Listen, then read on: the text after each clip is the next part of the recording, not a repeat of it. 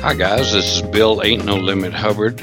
I'm bringing you a short audio video here today on Ace King. Ace King, it's the great balancing hand in No Limit Holdem. Ace King suited or unsuited is the strongest no-pair hand in No Limit Holdem. It holds very good equity versus a wide variety of pairs if it is able to see all 5 board cards. If we're up against deuces through queens, it's 45.6%. Up against kings, we have 31%, and up against aces, we have 8%. Therefore, Ace King can be played really strong as it performs well against almost every hand except for Ace Ace, and we hold a blocker to even that. A great majority of live No Limit Holdem players, even winning players, play Ace King far too weakly. Most of them think the Ace King is a drawing hand. Therefore, they only call raises attempted to hit the flop or fold the flop if they miss it.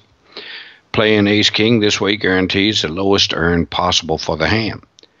The lack of reciprocal edge by playing Ace King softly alone demonstrates why we should not play Ace King softly. Bottom line is this.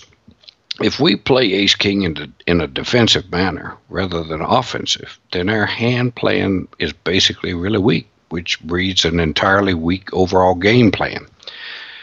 Why is it so important to play it strong?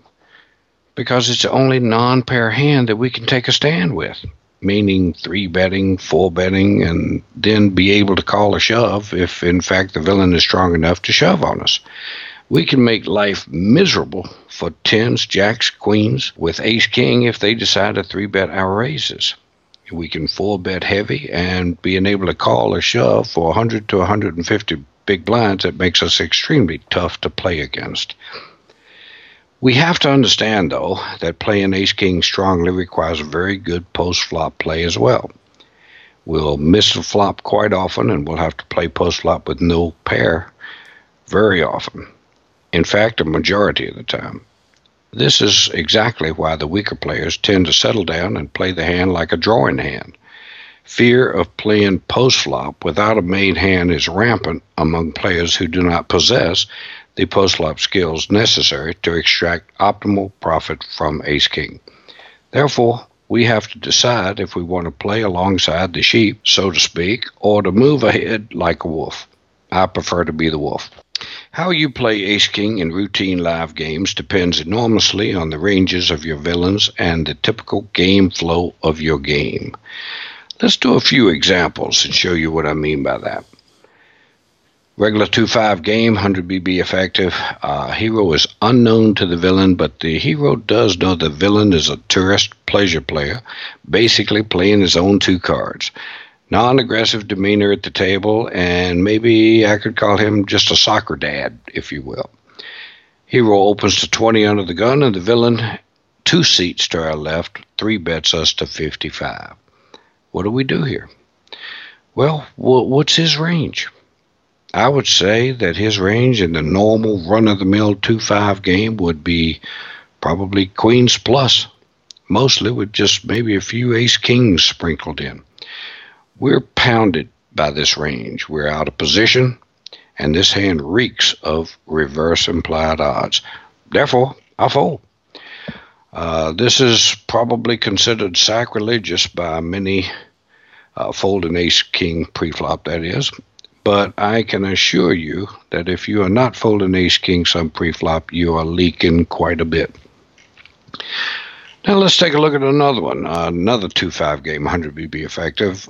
Hero is basically unknown at the table, and however has seen this younger, seemingly aggressive villain overplay tens and jacks preflop by 3-betting them often. The hero opens to 20 in late middle position, and the villain quickly 3-bets to 60. What does the hero do? Well, what is his range? Now I would say here, on average, his range would be tens plus, Ace King for sure, and possibly Ace Queen suited, maybe even Ace Queen offsuit. Having said that, I would 4-bet to an amount that the villain is unable to flat and reevaluate after the flop. I'm going to put him to a push-fold decision. This amount, I would imagine, would be around 190. Placing this amount of pressure on the tens, jacks, and queens will many times produce folds, as it's plainly obvious to the villain that he has zero fold equity if he shoves. Many times this type of villain elects not to stack off with tens or jacks, which is a huge plus for us. So we must always think about what the villain most likely has and what he most likely will do with it. This is how we decide on our bet size with which we attempt to get any specific job done. For a full-on course from A to Z regarding No Limit Holdem, email me at bill@anlpoker.com. My number one goal is to help players achieve their aspirations at this wonderful game. Have a great day, guys.